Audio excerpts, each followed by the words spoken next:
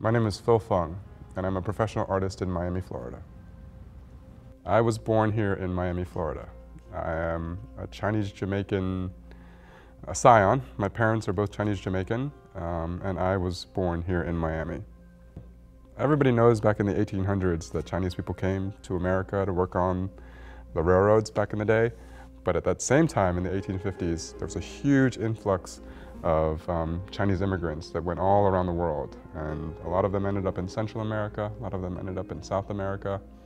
And my family ended up in Panama to help with the sugarcane plantations as well as the canal. And they ended up emigrating to Jamaica to continue working in the sugarcane plantations.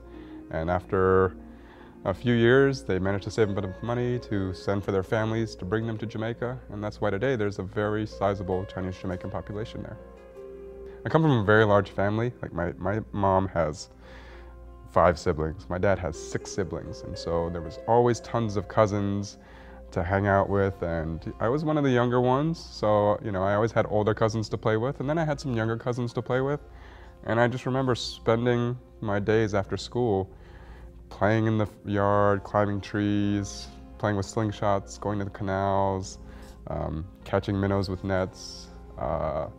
That's really what I enjoyed about my childhood, is I spent the majority of it outside, just doing what people would think is an idyllic childhood. My father was he was a vice president at Citibank for a long time, for a good 15 years, and because of that, they sent him a lot traveling around to different branches of the banks.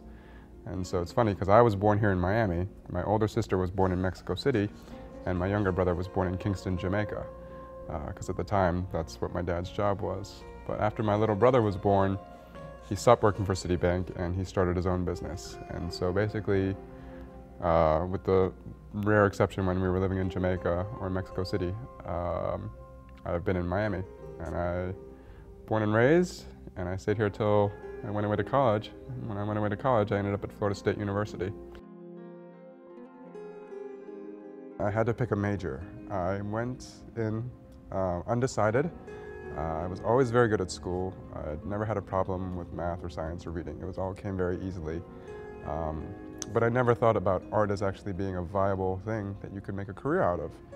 It was only until my sophomore year in college, where I had to pick a major, that I started to entertain the idea of maybe being an artist. And even then, I still looked at it through the practical lens of I could become a graphic designer or maybe a computer animator, and by doing so, I could provide a job for myself. But the strange way that life works out, I ended up becoming a painter, which is not an easy way to make a living.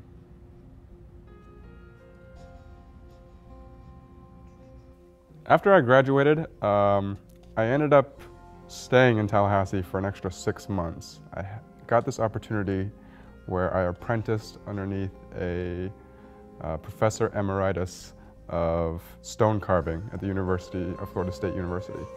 And so for the next 6 months, I stayed in Tallahassee carving stone. It was a very, very difficult and complicated art style, but I really enjoyed it. I had an affinity for it. There's something beautiful about being able to mold a stone to your own desires. But after that ended, and it didn't last long, I ended up going to New York. When I moved to New York, I was broke and penniless and a starving artist and full of ambition and dreams. And I ended up working freelance graphic design and illustration. And I lived in an old pudding factory in Hoboken. It was a pudding factory on Jackson Street. And I lived on the 5th floor. You weren't supposed to live there. It was just supposed to be a commercial space. But me and a bunch of other artists, one of them which was a friend of mine from college, just kind of squatted in this giant building right on the outskirts of New York. And there was no heat, there was no central air, there was probably a ton of asbestos in that old building. It was very Spartan living, and it was glorious. It was so much fun. Because when you're 23 and you get a chance to live practically on the outskirts of the greatest city in the world, you don't worry so much about the amenities. I didn't need a concierge, I did not need an elevator, I did not need, heat during the winter, and it was a lot of fun. From the very beginning, it was very simple. My goals were just to be able to feed myself, to not be a starving artist. Just like everybody that grows up, I wanted to be successful. I wanted to be able to provide for myself, to have a rewarding career. I didn't want to be a burden on my family or my friends. And thankfully, I've been pretty successful with that so far. After I left New York, I didn't purposefully leave New York. Instead, what it was the dead of winter. It was freezing. I was starving. Not technically starving, but I was poor. I just never had any money, especially in a city like New York. And a friend of mine from college called me and he said, "Hey man, you should come to New Orleans. I sell my art on the streets. It's awesome." And I thought, you know, what the hell, let me go down to New Orleans for a couple weeks, give this thing a try, just to, number one, just to get out of the cold, and number two, just to see what New Orleans was about, because I had only been there once, and it was only for a couple days. And so my 2-week trip to New Orleans ended up turning into 2 years. Went from one extreme, which was New York City, this huge metropolis, to New Orleans, which is this old, ancient city in the heart of America. New Orleans is one of the strangest, most unique places in America. It really feels like an old-time European village or city. And exactly as it was, I became a street artist. I made my paintings. I woke up at 6 in the morning and I set up along the fence in the French Quarter, right behind St. Louis Cathedral on Royal Street. I was on Royal Street and the corner of Pirates Alley. And for the next 2 years, I sold my paintings directly to the public. And it was wonderful. I never would have thought. It was really in New Orleans where I discovered just how easy it was. Or maybe not how easy it was, but just that it was possible that you could make a living doing art. At the height of living in New Orleans, I was selling probably about 5 to 6 paintings a week, averaging around $1,000 to $1,500 a week. And when you're going from a starving artist in New York to balling in New Orleans, it was a wonderful feeling. And it's really there in New Orleans where I took the marriage between making art and also the aspect of making a business and merging them together. Like, I learned how to work my finances. I learned how to manage my time. I learned the art of selling. There is an art to selling, you know, being able to relate to people, being able to speak about your art, being able to take ideas and to make them into something that people desire. And that's really what my field is I am a luxury item. I make beautiful things. Well, I think they're beautiful. I make beautiful things, and I have to convince people that it is a worthy thing, that is an expression of who I am, and when they see it and they see the beauty in it, and maybe in their past they just gravitate toward it. It's really in New Orleans where I figured out that magic, that alchemy of being an artist and working with your public, with the viewer. And that's really where the beauty of art is. I mean, it's wonderful to just sit in your studio all day and make paintings, but if nobody ever sees them, then you're missing half of the beauty of it. The real beauty of art is making something that someone desires, that someone wants, that maybe inspires them. That's really the cool part about making art, and that's really where I learned it, was in New Orleans. As everybody knows, Hurricane Katrina just totally devastated New Orleans. And I had my studio in Mid-City with everything that I owned. I had all my paints, my computer, my digital printers, basically everything that I had worked up my life to that point was in that studio. And in Hurricane Katrina, after 8 feet of water flooded my studio, it all ended there. And so I no longer had an identity as an artist anymore. Everything that I had built up to that point was destroyed. So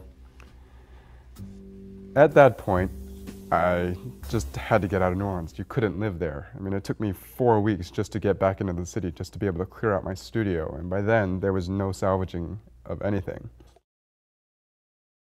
Like so many people in New Orleans, they call it the New Orleans diaspora. Like everybody moved everywhere else. And I ended up in Orlando at the time because I had some friends and I had opportunities where I could live. And while I was there, since I was dead broke and I didn't have any of my art or any of my resources, I started to teach part-time. I started to teach as a substitute, anything I could get, just, substitute for a day, substitute for a week.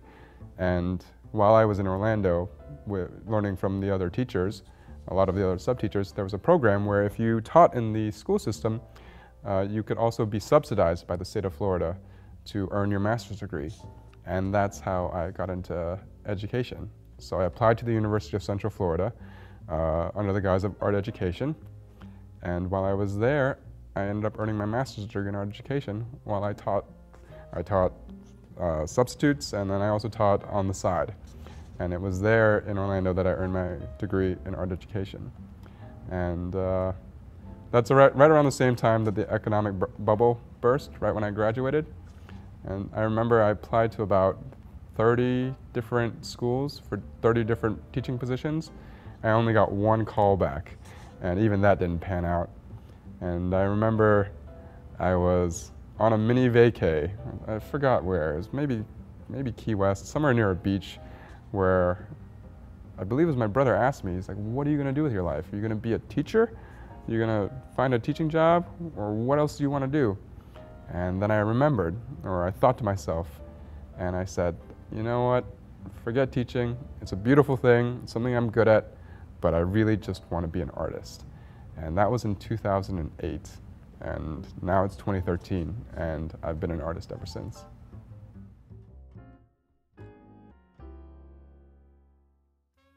What about this of you being a ninja? A ninja? Yeah, on my business card it does say ninja. That's one of the beautiful things about owning your own business is you can put anything you want on your business card. But what is a ninja? A ninja is someone who is highly skilled, that works behind closed doors, that achieves great results without being flashy about it. I'm slowly, subversively trying to do that with my art. I'm trying to enrich the community, but I'm not trying to stand on a soapbox and say, hey everybody, I'm the bee's knees, I'm so awesome. And I think that's part about being a ninja that I like, that you can accomplish great things without having to tweet about it. I'm trying to show people beautiful, amazing things through my actions alone, and they'll sneak up on you. Some of you will be like, whoa, Phil Fung is awesome. He's a ninja.